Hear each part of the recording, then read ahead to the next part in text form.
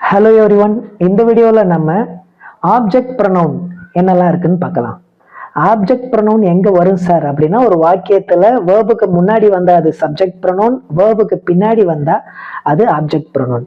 For example, I like him, அதில் ஐன்றது subject pronoun, ஹிம்ன்றது object pronoun.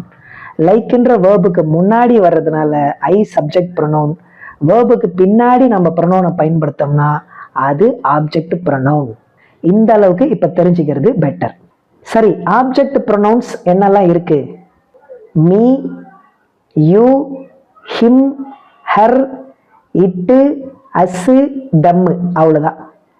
Meena எனக்கு, யூனா உனக்கு இல்லைன்னா உங்களுக்கு, ஹிம்னா அவனுக்கு, ஹர்னா அவளுக்கு, இட்டுனா அதுக்கு, அஸ்னா எங்களுக்கு இல்லைன்னா நமக்கு, தம்முனா அவர்களுக்கு. இதெல்லாம் வேர்புக்கு பின்னாடி பயன்படுத்துறதுனால இதை நம்ம ஆப்ஜெக்ட் ப்ரொனவுன் அப்படின்னு சொல்றோம். Okay, take care, bye by.